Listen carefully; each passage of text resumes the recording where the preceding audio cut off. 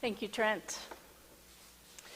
A professor of religion at the University of New Mexico used to tell his students that he really didn't know how to describe Jesus of Nazareth, except to say that if Jesus was in Albuquerque on that day, no one would be in his classroom. Everyone would be where Jesus was, trying to get close enough to see him and hear his words.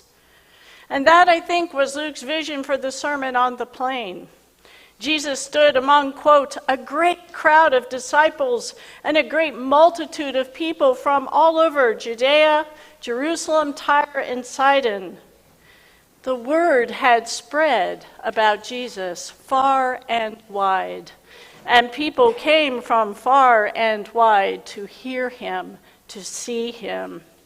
They were compelled by hope to leave their homes, to walk great distances, to come close to Jesus and hear a new story, God's new engagement with us.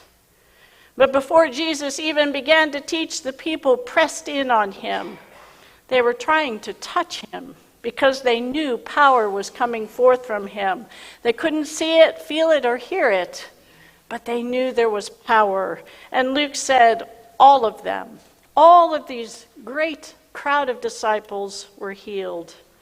By faith, they were open to God's healing power, and they were changed. And now the playing field, or that plain, was truly level. Jesus' sermon is set up in a kind of polarizing way. There's a temptation, I think, to imagine that all the people sitting over here on the gospel side are meant to hear those blessed are you comments, all those words of encouragement. And all of you all who chose to sit on the epistle side, well, all those woe be unto yous are intended for you. Get ready and buckle up. We want to hear ourselves in those words of blessing, and we imagine the other in those words of woe. But Luke did not write that way. Luke said, Jesus looked up at this great crowd of his disciples, the very people who were following him on the way. He was speaking to us.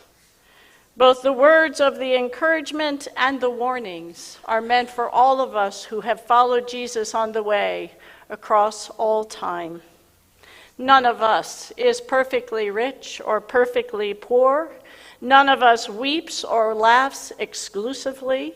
None of us is entirely reviled for our createdness, and none of us is entirely accepted as we are. We live in a fluid condition between God's hope for creation and human reality, a reality sanctified by the incarnation of Christ. Or said differently, we matter in God's story. But we're not perfect. I'm not perfect. None of the clergy here are perfect. No one in this room or any other room is perfect. The message of these Beatitudes is that if we open ourselves to the possibility of change, to the possibility that our human vision is impaired, then by faith and God's grace, a new path is possible, one that is formed in love. There is something quite powerful that binds faithful people together. It is not out there in the mountains of Colorado or even the beaches of Hawaii. It is inside each of us. We carry within us the DNA of our biological family, and we carry within us the fingerprints of our Creator. Every Sunday, we gather and become the mystical body of Christ.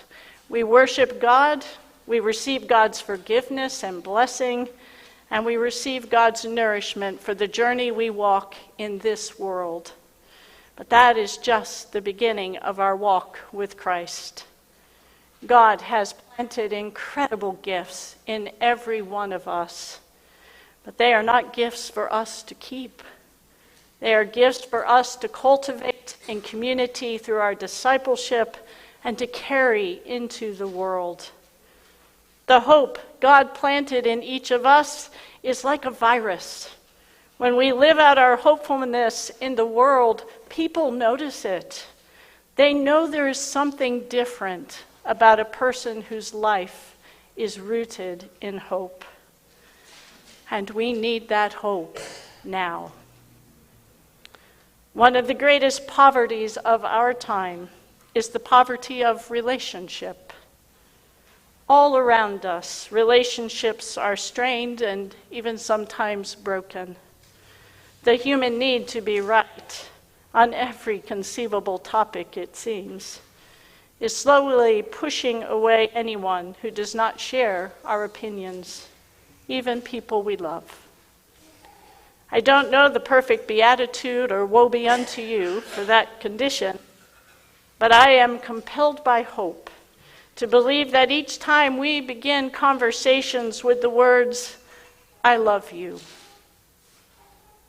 no buts, no qualifiers, we remember that God's DNA is in us and in the one to whom we speak. And maybe just that one pause to prioritize God's vision over our own human condition is enough for a new path to be possible, a path formed in love.